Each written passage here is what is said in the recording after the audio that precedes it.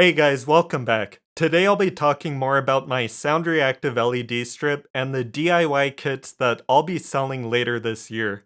Here you can see the finished PCB design that I made in KiCad, and I'll be putting in an order for these soon.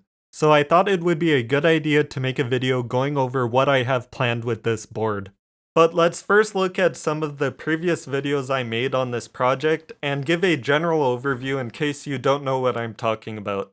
So like I just said, this is a sound reactive LED controller, which means the colors it produces are directly determined by sound frequencies. Or to be more specific, the dominant frequency at any given moment is what determines the color. It's a similar concept as the old color organ, but this one is more advanced and can produce a much more visually attractive light show. The controller can be connected to any audio source, including a microphone or line input, and it's a perfect match for live music. The following is a short I made around Christmas time last year of me playing Deck the Halls, and I used my guitar as the audio source for the prototype and an LED strip that I placed inside the amplifier.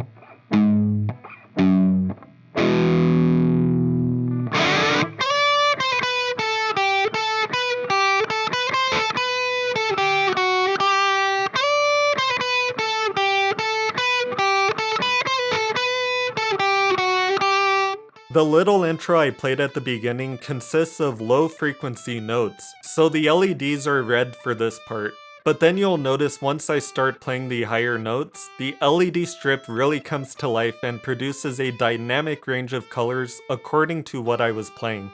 Now I also did another video with the LED strip inside the amp, but this time I played a variety of different styles, so if you're interested in seeing that, be sure to check out this project's playlist. There you'll find another video showing one of my guitars that I modded, which has LEDs inside a 3D printed transparent pickguard. Let's take a quick look at this one.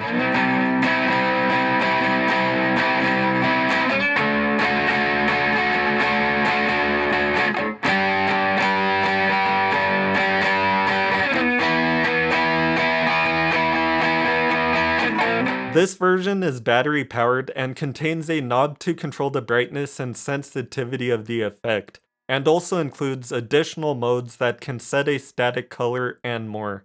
However, the problem with this one is that the LEDs are directly next to the guitar's pickups, which means they're also picking up the EMF that's being radiated by the LEDs. This produces audible noise from the speaker, and it becomes worse as you increase the gain on the amp, which is unfortunate since I think this is a really cool application for it. And judging from how many likes that video received, a lot of you also thought it was a cool idea. Even though the pickguard isn't really practical, it should be possible to do something similar with a custom-built guitar that's designed around the idea. For example, these guys from Spectramax Guitars created a stunning-looking guitar with a transparent body and LEDs that react very similar to how my controller responds. But for one reason or another, it seems as if they're no longer selling these according to their website. At some point in the future, I might try to make my own acrylic guitar body, but the point here that I'm trying to make is that there's a lot of potential possibilities for a sound reactive LED controller, and there might be quite a few people out there who have the skills to make things such as an acrylic guitar body, but might not have the skill set needed to design the circuit board and program the controller. So that's why I thought it would be a good idea to offer kits that take care of all of this for you. I'm actually planning to sell a number of different kits for this project, ranging from the most basic one that just contains the controller board, to more advanced and complete kits that contain additional components geared towards a specific application. For example, I'm also planning to offer a few different CAD files of various shapes and geometries so that you can 3D print your own enclosure using transparent filament, similar to the cube you see here. This was an older design compared to the other ones I showed, and these particular LEDs were running at a lower PWM frequency, which is why they created flicker on the camera. But the point is, imagine something similar to this cube but larger. Or instead of a cube, it could be a sphere, a pyramid, or any other shape. I think something like that would be cool to have around for a party or an event where music is playing. And not only would it react to the music that's being played, but it would also react to people's voices or any other sound that's around the room. Something like this might also be cool to have just in your bedroom or your entertainment room to give a nice ambience to the room. Now, when I first came up with this idea, I didn't know about the hypercube, which is what you see here. And this is very similar to what I had in mind, except the hypercube also has an infinity mirror, which creates this really cool effect. However, the 15-inch version costs nearly $500, which is incredibly expensive. What I'm planning to offer will be much cheaper and will be adaptable to many use cases. It also leaves open the possibility to new kits in the future. So who knows, maybe at some point I'll create a kit that also includes an infinity mirror.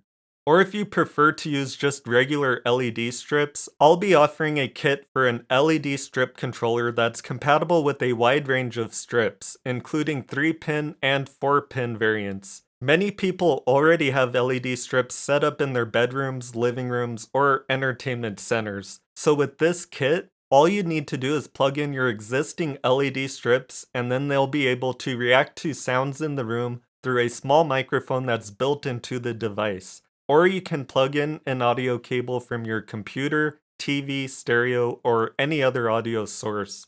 So those were just a few examples of applications that I have planned for this project. So now let's take a look at the controller board and go over some of the details regarding that. Once I'm ready to start selling the kits, I'll make a more detailed video showing how to connect everything together. But for now, let's do a more general overview. Let's start with the controls. These pins are for a potentiometer that controls the sensitivity of the effect or the brightness of the LEDs, depending on which mode you're in. These pins here are for a push button which changes the mode. These are both optional, and if you decide not to connect them, then the device will run in a default mode with default parameters. But if you do include these, you can solder wires here and then solder them to the pot and button, or you can solder the pot directly to the board, which is what I did with the pickguard version, since this allowed me to mount the device directly to the pickguard. Now, like I mentioned earlier, the device can use a small microphone that will be bundled with the kit, or you can connect an audio cable directly to it. These pins are for the microphone, and these pins are for an audio cable. You'll also need to connect a switch to these pins here in order to select which audio source you want. But in some cases, you might only want to use one of these. For example, in the guitar pickguard project, I simply connected the output wire of the guitar directly to the device, so there is no point of including a microphone. In cases like this, you wouldn't need the selector switch, and you can simply solder a wire here so that it only uses the line input. Now let's move on to these pins here. Like I mentioned earlier, this device is compatible with a wide range of LED strips, including 3-pin and 4-pin strips. These two pins are for the 4-pin strips, so you'd simply connect the SCK pin to the CI pin on the strip here, and the SDO pin to the DI pin. And of course, you'll also need to connect the power and ground pins directly to the power supply. Keep in mind the controller is not compatible with the older LED strips that contain RGB pins, such as this one here. It's only compatible with newer strips that have the C and D pins.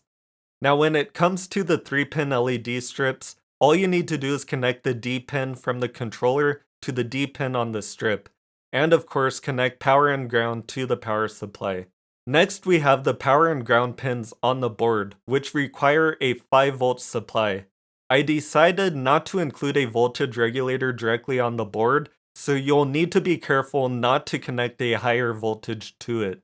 The reason why I didn't include a voltage regulator is because it's up to you whether you want to power it by a battery or a dedicated power supply. The kits that are meant for a battery-powered project will include the appropriate battery charging module, which includes a regulator built in. However, these battery-powered kits are meant for projects that only use a handful of LEDs, a dozen or 20 at the most. If you plan to connect more, or let's say an entire strip or multiple strips, then it's not feasible to power everything by a battery. In that case, you'll need to use a power supply that connects to the wall. So the kits that are geared for non-battery applications won't include the battery charging module, but instead will include a simple voltage regulator module. Now, speaking of power, the chip that I used on this board is a 16-bit PIC microcontroller, which barely consumes any power, making it perfect for a battery-powered device. The entire board only uses around 1 or 2 milliamps, and even less than that when it goes into sleep mode. This is significantly less than many other popular microcontrollers. But anyway, you'll also notice these pins up here. These are for programming the device and for debugging, so they aren't meant to be used by the end user. Alright, so that covers everything I wanted to go over for today. This was just an intro and I'll be getting into more details in future videos, but hopefully you now have a better idea of what I have planned for the project and all the different ways that it can potentially be used for. So stay tuned for more details, including pricing and everything else, as I finalize the project in the coming months, and I'm planning to have these available by the end of summer this year. If you have any thoughts or questions or suggestions, then feel free to drop a comment, and be sure to like and subscribe so you can stay up to date with the project. As always, thanks for watching, and I'll see you in the next one.